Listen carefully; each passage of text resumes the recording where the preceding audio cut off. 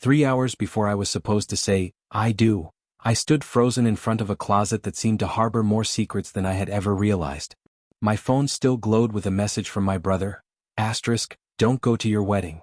Check your wife's closet. Asterisk. At first I chuckled. It was just my brother, blunt, always a bit twisted in his humor, but something about the spacing of those words made it clear he wasn't joking. I opened the door and what I found stole my breath, not because it was inherently shocking, but because it confirmed what my gut had been whispering for months.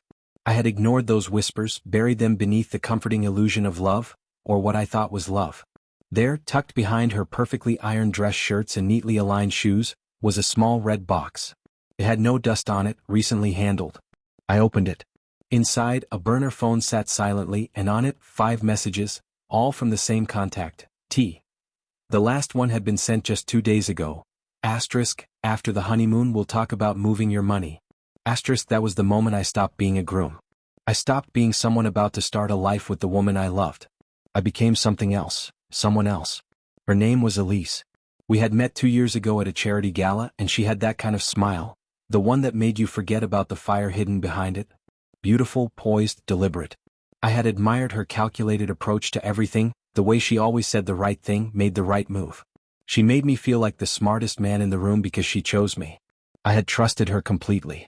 I told her everything about my startup, about the early money, the deals I had kept private, the things I had believed no one else could understand. I let her in thinking she was doing the same. But now, standing in front of that closet, I saw it for what it truly was, a long con. Looking back, there were cracks I had ignored, little things. The way she always kept her phone face down.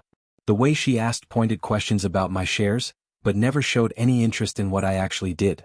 The late spa weekends with friends I had never met. I had brushed it all off as paranoia. Until now. That box, that burner phone, those messages, they shattered the illusion.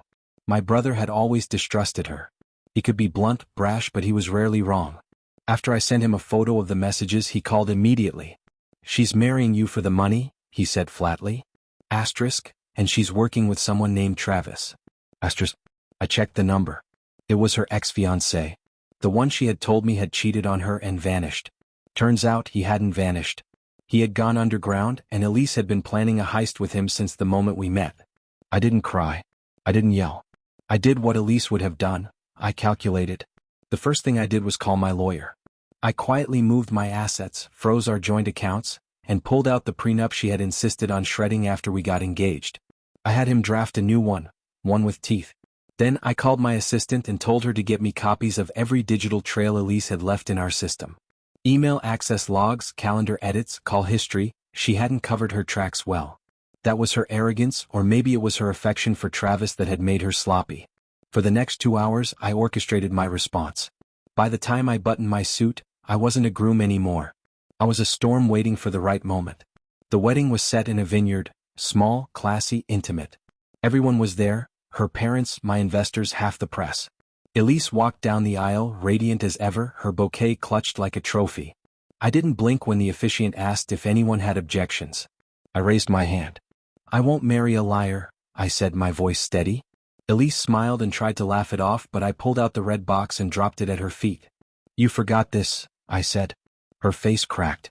Not entirely, but there was a twitch in her left eye, a tiny crack in her composure. That was the first blow. The second came swiftly. I turned to the guests. For those of you who have invested in my company, I said, my voice echoing through the stillness, asterisk, I want to assure you that our finances are secure. I discovered that Elise was attempting to siphon funds through a third party. The wedding was part of a larger con, but the con ends today. Asterisk. Her father stepped forward, confused. Asterisk, what are you talking about? Asterisk, he asked, but I wasn't done yet. You and Travis were sloppy, I said, turning my gaze back to Elise. Asterisk, I have the messages. I've sent them to my lawyer. My accounts are frozen, your access is revoked, and the prenup you didn't know existed is ironclad. Asterisk. She opened her mouth, but nothing came out. No apology, no denial, just silence. I walked out before anyone else could say a word.